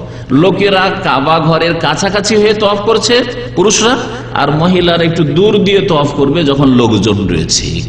রাতের অন্ধকারে, বেশি রাতে, রাত 12টা 1টা 2টোর দিকে যদি পুরুষদের সংখ্যা কম থাকে আর কাবার কাছাকাছি যাওয়া সম্ভব হয়, হাজরে আসওয়াদের কাছাকাছি মহিলাদের যাওয়া সম্ভব হয়, তাহলে যাবে। আর না হলে যখন দেখা যাচ্ছে যে পুরুষদের সংখ্যা খুব বেশি রয়েছে, পুরুষদের মধ্যে ভিড় করে বা তাদেরকে ধাক্কা দিয়ে তাদের মধ্যে ঢুকে, দুই পুরুষের মধ্যে গায়ে গা লাগছে, এইভাবে ঢুকে ভিতরে গিয়ে তাওয়াফ করবে, অথবা ভিতরে গিয়ে মুলতাজাম ধরার চেষ্টা করবে, ভিতরে গিয়ে হাজরে আসওয়াদে পৌঁছার চেষ্টা করবে, মানে ছোঁয়ার চেষ্টা করবে, এগুলি করবে না, নাজায়েজ। কারণ পর্দার হেফাজত করা ফরজ, আর এই কাজগুলি হাজরে আসওয়াদে যে যাওয়া, হাজরে আসওয়াদে চুমন দেওয়া, রুকনে ইয়ামানি স্পর্শ করা, সবগুলি সুন্নাত মুস্তাহাব কাজ। এই জন্য সুন্নাত মুস্তাহাব কাজ করতে গিয়ে হারাম কাজ যেন না করতে হয়। আল্লাহ পাক যেন বোঝার এবং আমল করার তৌফিক দান করেন। মহিলাদের ইহরামের লেবাস পোশাকের ক্ষেত্রে কোন নির্ধারিত লেবাস নেই। পুরুষদের যেমন সেলাইবিহীন কাপড় হইতে হবে, তারপর উত্তম হচ্ছে সাদা কাপড় হইতে হবে, একটা চাদর আর একটা লুঙ্গি বিনা সেলাই এইরকম হইতে হবে। মহিলাদের ক্ষেত্রে সেলাইকৃত কাপড় হবে, তারপরে যে কোনো রঙের কাপড় হবে, সাদা কাপড় হইতে হবে নয়। আর আমাদের দেশের যে সব মহিলারা হজ করতে আসে, একটা সাদা ওড়না বানিয়ে নিয়ে আসে, আর ওটা যখনই এহরাম বাঁধলো, তখন উপমহাদেশ ইন্ডিয়া, বাংলাদেশ, পাকিস্তানের অধিকাংশ মহিলাদের দেখা যায়। জানি না কোথা থেকে বেশি, কোরআন হাদিস নাই। যেই কাপড়ে আছে সেই কাপড়ে, কালো ওড়না ছিল সেই কালো ওড়নাই থাকবে। আলাদা করে এখন এহরামে ঢুকেছে, সুতরাং কালো ওড়নাকে বাদ দিয়ে অথবা কালো ওড়নার উপরে তার উপরে একটা সাদা পরবে, এটা কোন হাদিস দ্বারা প্রমাণিত নয়। যে কোনো লেবাসে তারা এহরাম বাঁধবে, কিন্তু আকর্ষণীয় যাতে না হয়। আজকাল যে বোরখা উঠেছে, বোরখায় যে নকশা, এমব্রয়ডারি আর কি সাজ, এগুলি জায়েজ নাই, কখনো জায়েজ না। হজের অবস্থায় তো এহরাম অবস্থায় জায়েজ নয়, আর এহরামের আগে পরেও জায়েজ নাই। মহিলাদের আরেকটি মাসলা 10 নম্বর, তা হচ্ছে যে মহিলাদের সাই এবং তাওয়াফে কোন রকমের রামাল হবে না, মানে দৌড় দেওয়া হবে না। রামাল পুরুষদের জন্য সুন্নত তাওয়াফের ক্ষেত্রে। সাইয়ের ক্ষেত্রে দুই যে সবুজ বাতি রয়েছে, সবুজ বাতির মাঝখানে দৌড় দেওয়া পুরুষদের ক্ষেত্রে সুন্নত, কিন্তু মহিলা দৌড়াবে না। ওর স্বামী দৌড়াচ্ছে, এই জন্য অনেক মহিলাকে ওর পিছনে পিছনে ওর সাথ ধরার জন্য ও দৌড়াচ্ছে, না দৌড়াবে না, জায়েজ নাই। দৌড়ানো মহিলাদের জন্য জায়েজ নয়। একটু অপেক্ষা করবে, স্বামী গিয়ে এগিয়ে দৌড় দিয়ে আর তারপরে সেখানে সাথ হয়ে যাবে, এইরকমের আমল করবেন। ইস্তিবা, পুরুষদের ক্ষেত্রে ইস্তিবা বাহাদুরি দেখাতে হবে, কারণ সেই জামানায় কাফেররা তাকাচ্ছিল, নবী সাল্লাল্লাহু আলাইহি ওয়াসাল্লাম বাহাদুরি দেখাতে বলেছিলেন, তুমি একটু বাহাদুরের মতো আর এই কাঁধটা খুলে আর কাঁধের তলা দিয়ে, বগলের তলা দিয়ে কাপড়টা রেখে এইভাবে ইস্তিবা করে, এটার নাম হচ্ছে ইস্তিবা। এই ইস্তিবা পুরুষরা করবে। মহিলার একটা ওড়না আছে আর ওড়নাটা ওইভাবে মহিলাও পেঁচিয়ে নিল, তাহলে এটা জায়েজ নয়। এইভাবে মহিলারা করবে না। এই ক্ষেত্রে মহিলাদের হুকুম আহকাম পুরুষদের থেকে ভিন্ন। মহিলাদের জন্য আরেকটু সুযোগ সুবিধা আল্লাহ পাক রেখেছেন, তা হচ্ছে যে মহিলারা 10 তারিখের রাতে মুজদালিফায় অর্ধেক রাত হওয়ার পরে, অর্ধেক রাত পার হয়েছে, রাত 11:30 12টা হয়েছে, তখন সেখান থেকে প্রস্থান করতে পারবে, সেখান থেকে মেনার উদ্দেশ্যে চলে যায়। পুরুষরা যেতে পারবে না, ফজর পর্যন্ত তাদের থাকতে হবে, কিন্তু রাতের অর্ধেক পার হলেই মহিলারা চলে যেতে পারবে। দুর্বলরা চলে যেতে, বৃদ্ধরা যদি থাকে, বৃদ্ধ পুরুষ তারা যেতে পারবে। এইরকমই শিশুদেরকে নবী সাল্লাল্লাহু আলাইহি ওয়াসাল্লাম পাঠিয়ে দিয়েছেন মহিলাদের সাথে, তারা চলে যাবে। আর যাওয়ার পরে ওই ভোর হওয়ার আগে, ফজর হওয়ার আগে আগে যে কোনো সময় জামারাতে পৌঁছলে তারা পাথর মেনে নিতে পারবে। পক্ষান্তরে পুরুষ যারা সুস্থ সবল, তাদের জন্য ফজরের আগে পাথর মারা জায়েজ নেই, ফজর আগে তাদের জন্য পাথর মারা জায়েজ নাই।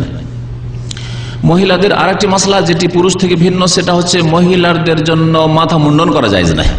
মাথা মুন্ডন করা জায়েজ না। আপনার যদি ছোট মেয়ে হয় আর তা হজ করিয়েছে, 1-2 বছর মেয়ে, আমাদের দেশে অনেকে মেয়েদের মাথা মুন্ডন করায়, চুল আর একটু ভালো হবে সেই জন্য হজে গেছেন, মাথা মুন্ডনটা মেয়েটার করিয়ে না, জায়েজ নাই, মাথা মুন্ডন জায়েজ নাই।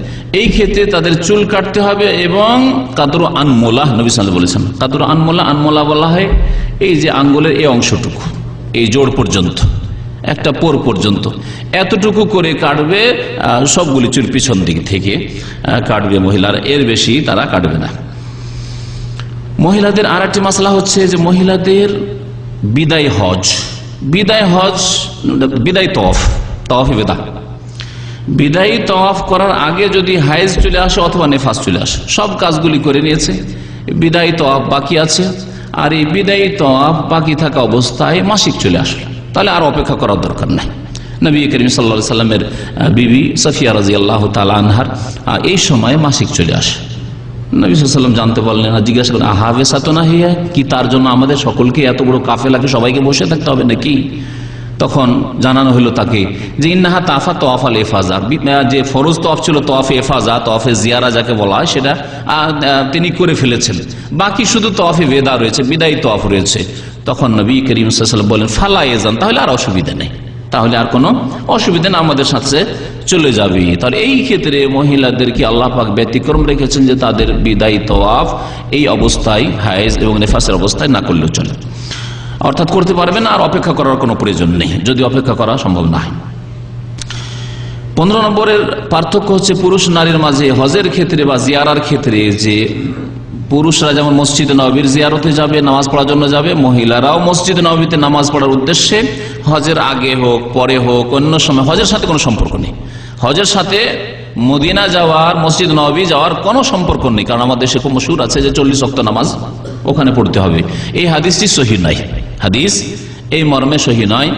এই জন্য এইরকম ধারণা নিয়ে যাবেন না 40-এর বেশি গিয়ে পড়েন অথবা কম পড়েন, যতটা সুবিধা হয় থাকেন, কিন্তু 40 ওয়াক্তই পুরা করতে হবে, এইরকম কথা সহিহ হাদিস দ্বারা প্রমাণিত নয়। সুতরাং এটি একটি বিদআত। তো মসজিদ নববী যাবে পুরুষরা, মহিলারাও যাবে মসজিদ নববীতে নামাজ পড়ার উদ্দেশ্যে। আর সেখানে গিয়ে পুরুষরা যখন মসজিদে পৌঁছে গেছে, মসজিদ নববীতে বা মদিনা মুনাওয়ারা পৌঁছে গেছে, নবী করিম সাল্লাল্লাহু আলাইহি সাল্লামের কবরের জিয়ারত করবে, আবু বকর ওমর রাদিয়াল্লাহু আনহুমার কবরের জিয়ারত করবে, বাকির কবরস্থানে জিয়ারত করবে, ওহদের শাহাদাদের কবরের জিয়ারত করবে, কিন্তু মহিলারা কারো কবরের জিয়ারত করতে যাবে না। কারণ নবী করিম সাল্লাল্লাহু আলাইহি সাল্লামের হাদিসে লানাল্লাহু যায়রাতিল কুবুর বা যাওয়ারাতিল কুবুর, আল্লাহ পাক লানত, অভিশাপ করেছেন যারা, যে ওই সব মহিলাদের ওপর, নারীদের ওপর যারা কবর জিয়ারত করে থাকে। আর কবর জিয়ারতের ক্ষেত্রে বাস্তবে দেখবেন, মাজারগুলিতে আপনি গণনা করে দেখবেন, পুরুষের চাইতে মহিলাদের সংখ্যা বেশি, পুরুষের চাইতে মহিলাদের সংখ্যা বেশি। তারপরে পুরুষদের অন্তর্শক্ত, সুতরাং কবরস্থানে গেলে তারা নিজেকে সামলে নিতে পারে। মহিলা যদি ভাইয়ের কবরের কাছে যায় 10 বছর পরে, তবু কেঁদে ফেলে, স্বামীর কবরের কাছে থামতেই পারবে না, বাবা মায়ের কবরের কাছে গিয়ে সে চিৎকার করে হাহু করে কান্না শুরু করে দিবে, এই বিভিন্ন। তারপরে মহিলাদের মধ্যে শয়তানি ওয়াসওয়াসা বেশি আছে, দুটি কারণে কবর জিয়ারত করতে নিষেধ করা হয়েছে মহিলাদেরকে। একটি হচ্ছে যে তাদের অন্তর দুর্বল, সুতরাং সেখানে চিৎকার করে কান্না শুরু করে দিবে, বরদাস্ত করতে পারবে না, সবুর করতে পারবে না। দ্বিতীয় কারণ হচ্ছে যে মহিলাদের দ্বারা শিরক বিদআত বেশি হয়ে থাকে। আমি মাজারে কয়েকটা দৃশ্য দেখতে গেছি, যতগুলি তেনা বাঁধা, তেনা পীরে তেনা বাঁধা, সবগুলি মহিলা, অধিকাংশ মহিলারা এসব শিরক বিদআত করতে অধিকাংশ মহিলারা আসে। আর এরাই স্বামীকে নিয়ে যায়, চলো চলো চলো মাজারে যাই, সেখানে পাওয়া যাবে।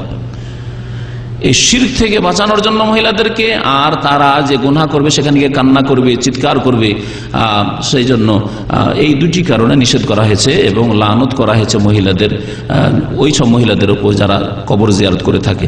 সুতরাং সতর্কতা এটি রয়েছে যে মহিলারা জিয়ারত করতে যাবে না কবরের কাছে, বরং দূরে বসে, যেখানে বসে আছে সেখানে থেকে দুরুদ পড়বে, সেখানে বসে নামাজের মধ্যে সালাতু আত্তাহিয়াত পড়ছে, তাতে আসসালামু আলাইকা আইয়ুহান নবী ওয়া রাহমাতুল্লাহি ওয়া বারাকাতুহু রয়েছে। এইরকমই আপনার নামাজের মধ্যে দুরুদ ইব্রাহিমী রয়েছে, আল্লাহুম্মা সাল্লি আলা মুহাম্মদ পড়ছে, প্রত্যেক ব্যক্তি পড়ছে। সুতরাং ইনশাআল্লাহ তাআলা তাদেরকে এছাড়াও নবী করিম সাল্লাল্লাহু আলাইহি ওয়াসাল্লামের উপর বেশি বেশি দুরুদ পড়বে আপন মুসাল্লাতে বসে, কিন্তু কবর জিয়ারত করতে যাবে না। আল্লাহ পাক রব্বুল আলামিন যেন আমাদেরকে দ্বীন বুঝার তৌফিক দান করেন, দ্বীনের ইলম হাসিল করার তৌফিক দান করেন এবং দ্বীনের প্রতি আমল করার তৌফিক দান করেন। আবার আল্লাহ পাকের কাছে দোয়া করি যেসব ভাই বোনেরা এখনো হজ করতে পারেননি, মুমিন মুমিনাত, আল্লাহ পাক তাদেরকে হজ আদায় করার জন্য তৌফিক দান করেন। আল্লাহ পাক তাদের হজ যেন কবুল করেন। যেসব ভাই বোনেরা হজ করে ফেলেছেন, আল্লাহ পাক তাদের হজ যেন মকবুল বানিয়ে দেন, হজ যেন কবুল করেন এবং আবার যেন হজে যাওয়ার তৌফিক দান করেন। আমাদেরকে বারবার আল্লাহ পাক তার ঘরের জিয়ারতের জন্য যেন তৌফিক দান করেন। আমিন ইয়া রাব্বাল আলামিন। সুবহান রাব্বিকা রাব্বিল ইজ্জাতি আম্মা ইয়াসিফুন ওয়া সালামুন আলাল মুরসালিন ওয়ালহামদুলিল্লাহি রাব্বিল আলামিন। ভালো প্রশ্ন। কুরবানি, কোরবানির আরবিতে দুটো নাম আছে আর বাংলাতে একটাই নাম, বোঝা গেছে? কোরবানি হজের সাথে সম্পর্কিত কুরবানির নাম হাদিসের ভাষায়, কোরআনের ভাষায় হাদি। ওয়ালা তাহলিকু রুউসাকুম হাত্তা ইয়াবলুগাল হাদিয়ু ইলা মাহিল্লা, হাত্তা ইয়াবলুগাল হাদিয়ু মাহিল্লা। তোমরা মাথা মুন্ডন করিও না অতক্ষণ পর্যন্ত যতক্ষণ পর্যন্ত হাদি হালাল হওয়ার স্থান পর্যন্ত, জবাইয়ের স্থান পর্যন্ত না পৌঁছে যায়। তাহলে আল্লাহ পাক হাদি কাকে বলেছেন? হজের কুরবানিকে। এমন কুরবানি যেই কুরবানি সম্পর্ক হচ্ছে হজের সাথে, তাকে কি বলা হয়? হাদি বলা হয়। আর আরেকটি কুরবানি হচ্ছে যার নাম হচ্ছে উদহিয়া। হ্যাঁ, উদহিয়া। এই উদহিয়া থেকে এই ঈদকে বলা হয় ঈদুল আজহা। কি বলা হয়? ঈদুল আজহা। ওকে আমরা জওয়া বলি বাংলায়, তো ঈদুল আজহা, ঈদুল আজহা। তাহলে উজহিয়া আলাদা। উজহিয়া কোন কুরবানিকে বলা হয়? যেই কুরবানি নিজ নিজ বাড়িতে হচ্ছে অথবা যেখানে আছেন সেখানে হচ্ছে, হজের সাথে ওর সম্পর্ক নাই, সে হচ্ছে উজহিয়া। আপনি হাজি সাহেব হজ করতে এসছেন, এটা হাদি না উজহিয়া? হাদি। হাদিকে জবাই করতে হবে, সবচেয়ে উত্তম হচ্ছে মেনাই, মেনার মাঠে। কারণ নবী সাল্লাল্লাহু আলাইহি ওয়াসাল্লাম 100টি ওট মেনাই করেছেন, ইব্রাহিম আলাইহিস সালাম মেনাই কোরবানি করেছেন। আর যদি মেনায় কার অসুবিধা হয় আর মক্কার হুদুদে হারামের মধ্যে করে তবুও জায়েজ। মক্কার হুদুদে হারাম, হারামের বর্ডার আছে, কিন্তু নির্ধারিত বর্ডার আছে, যারা মক্কা সম্পর্কে জ্ঞান রাখেন ওর মধ্যে করতে হবে। মক্কার হারামের বাইরে জেদ্দার দিকে গেলে অথবা মদিনার দিকে আসলে মাত্র 3-4 কিলোমিটার মসজিদ আয়েশা, ওখানে হারাম শেষ হয়ে যাচ্ছে, ওখানে হারাম শেষ হয়ে যাচ্ছে। জেদ্দার দিয়ে গেলে প্রায় 10-15 কিলোমিটার যাওয়ার পরে লেখা আছে যে হারাম এন্ড বা এন্ড হারাম লেখা আছে। হ্যাঁ, হারামের বর্ডার শেষ। তাহলে ওর পরে জবাই করলে আর হবে না। তাহলে কেউ যদি হাজি হজ করে আর কোরবানি জেদ্দাই করে, হজের কোরবানি হাদি, তাহলে হবে না। যদি জেদ্দাতে না হয় তাহলে মদিনায় হবে না, মদিনা হারামের বাইরে, রিয়াজে হবে না, তাইফে হবে না, দাম্মামে হবে না, আরে বাংলাদেশে কি করে হবে? বুঝতে পেরেছেন? আর যদি বাড়ির কোরবানি হয় অসুবিধা নেই, বাড়ির কোরবানি বাড়িতে না করে মক্কায় করলো। আমার বাৎসরিক যে কোরবানিটা আছে উজিয়া আছে, আমার বাড়ি থেকে স্বামী স্ত্রী দুইজনে হজে এসেছি, সুতরাং অতিরিক্ত একটা কোরবানি করে দিই আর এখানে আমরা খাই আর হাজি সাহেবদের খাওয়াই দিই অথবা মক্কার গরিবদের খাওয়াই দিই, কোনো অসুবিধা নেই। এই কোরবানি যে কোনো জায়গায় করা যেতে পারে। কিন্তু হাদির যে কোরবানি, হজের সাথে রিলেটেড কোরবানি, সম্পর্কিত কোরবানি, সেই কোরবানি কোথায় হতে হবে? মেনাতে অথবা হুদুদে হারামে, হারামের এরিয়ার মধ্যে হতে। এমন কসাইখানা যেটা হুদুদে হারামের বাইরে, হয়তো সারাই, জানি না সারাইটা হুদুদে হারাম না বাইরে পড়ছে সম্ভবত, আল্লাহু আলাম। যদি এমন কসাইখানা, মক্কারই কসাইখানা, মক্কার বেশ কিছু শহরের এলাকা যেগুলো হারামের বাইরে চলে গেছে শহর বড় হওয়ার পরে, তাহলে সেখানে হাদির কোনো অসুবিধা নেই। সুন্নতের পিছনে ফরজ নামাজ হবে। সহিহ বুখারীতে হাদিস আছে, নবী সাল্লাল্লাহু আলাইহি ওয়াসাল্লাম পিছনে মুআয বিন জাবাল ঈশার নামাজ পড়তেন আর ওর এই মহল্লার গ্রামের লোকেরা, পাড়ার লোকেরা বলতো যে আপনি বেশি জানেন যেহেতু কোরআন আর আলেম মানুষ, তো আপনার পিছনে নামাজ পড়বো। উনি বলতেন যে তোমাদেরকে আমি এহমতি করবো, আর নবী সাল্লাল্লাহু আলাইহি ওয়াসাল্লামের পিছনে আমি নামাজ পাবো না, আগে পড়ে আসবো নামাজ, তারপরে তোমরা যদি ইন্তজার করো তো ঠিক আছে। ওকে, ঠিক আছে। তো তাই ওইভাবে মুআয রাদিয়াল্লাহু তাআলা প্রতিদিন এশার নামাজ নবী সাল্লাল্লাহু আলাইহি ওয়াসাল্লামের পেছনে ইক্তেদা করে পড়ে যেতেন, আর তারপরে মহল্লার লোকেরা বসে অপেক্ষায় যে মুআয বিন জাবাল আসবে আমাদের নামাজ পড়বে, ওখানে গিয়ে ইমামতি করতেন। দ্বিতীয় নামাজটি মুআয বিন জাবালের কি? নফল। তাহলে নফলের পিছনে ফরজ মহল্লার লোকেরা পড়তেন, মুআয বিন জাবালের বংশের লোকেরা। নবী সাল্লাল্লাহু আলাইহি ওয়াসাল্লামের ওপর ওহী নাযিল হওয়ার জামানায় নবী সাল্লাল্লাহু আলাইহি ওয়াসাল্লামের কাছে খবর ছিল, যদি আপত্তিকর হইতো আল্লাহ চট করে ওহী নাযিল করে দিতেন। জি, বহু ক্ষেত্রে ওহী নাযিল করেছেন আল্লাহ পাক রব্বুল আলামিন। খবর দেন মুনাফিকরা কোনো ষড়যন্ত্র করেছে, আল্লাহ পাক ওহী নাযিল করে সূরা তাওবা। আচ্ছা, এই মসজিদ তৈরি করেছে, মসজিদে যারা সাবধান, ওই মসজিদ তারা ওখানে ষড়যন্ত্র মিটিং করার জন্য করেছে, আল্লাহ কোরআনে নাযিল করে দিলেন। বহু ক্ষেত্রে ওহী করেছেন, হয় কোরআনী ওহী অথবা স্বপ্নের ওহী অথবা হাদিসের ওহী দিয়ে নবী করিম সাল্লাল্লাহু আলাইহি ওয়াসাল্লামকে অনেক কথাই জানিয়ে দেওয়া হয়তো যে এই ভুল কাজ হচ্ছে, এই ভুল কাজ হচ্ছে। কিন্তু এই হাদিস রয়েছে নবী সাল্লাল্লাহু আলাইহি ওয়াসাল্লামের জামানা এইভাবে। সুতরাং তারাবি চলছে, তারাবির পেছনে আপনি এশার ফরজ, বিশেষ করে রমজানে প্রয়োজন পড়ে আমাদের অনেকের। হ্যাঁ, একটু দেরি হয়ে গেল, আসতে দেখা গেল যে ইমাম সাহেব তারাবি শুরু করে দিয়েছেন, লোকেরা তারাবি পড়ছে, আপনি আলাদা জামাত করবেন না। জাহেল লোকেরা দ্বিতীয় জামাত করে একই মসজিদে, জায়েজ নয়। এক মসজিদে 2 জামাত 3 জামাত করা জায়েজ নয়, বরং ওই তারাবির সাথে লেগে যাবে ফরজের নিয়তে। 2 রাকাত তারাবি পড়ে সালাম ফিরবে, আপনি উঠে বাকি 2 রাকাত পড়ে নেবেন, আপনার ফরজ আদায় হয়ে যাবে। এইরকমই সুন্নাত নামাজ আপনি পড়ছেন, একটা লোক ভাবলো যে আপনি হয়তো ফরজ পড়ছেন, অথবা ভাবলোই না, লেগে গেল, অসুবিধা নেই। জামাতের নেকিটা যাতে পেয়ে যায়, একা একা নামাজ পড়বো, লেগে গেল, কোনো অসুবিধা নেই ইনশাআল্লাহ। জি, মেনায় 3 রাতে যাপন করা ওয়াজিব। জি, 1 রাত যদি ছেড়ে দেয় তবু ওয়াজিবের একটা অংশ ছুটে গেল, সুতরাং দম দিতে হবে, তাকে দম দিতে হবে। যদি সচ্ছল থাকে দম দিতে হবে, আর দম যদি না দিবার ইবনে আব্বাস রাদিয়াল্লাহু তাআলা বলেছেন একটা কায়দা, নীতিমালা, যে প্রত্যেক দমের বিকল্প হচ্ছে 10টি রোজা। কোন গরিব মানুষ দম দিতে পারবে না, ভুল করে চলে এসে ওয়াজিব ছেড়ে চলে এসে, 10টি রোজা রাখবে।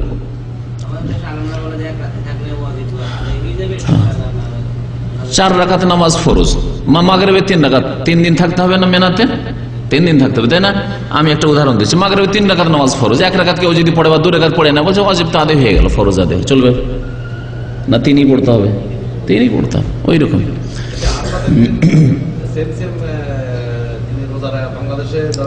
হ্যাঁ, আরাফাতে রোজা রাখবেন, আরাফাতে যেদিন হাজিরা থাকছে সেই দিনে রোজা রাখবেন।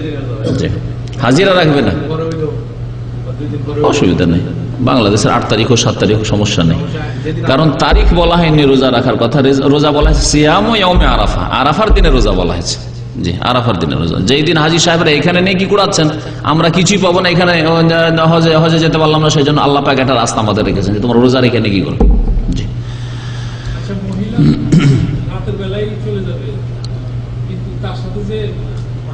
হ্যাঁ, মাহরাম যেতে পারবে, যেতে পারবে। ভালো একটা প্রশ্ন করেছেন, মহিলা তো একার যেতে পারবে না, সেই জন্য মহিলার সাথে যে মাহরাম আছে সে যেতে পারবে।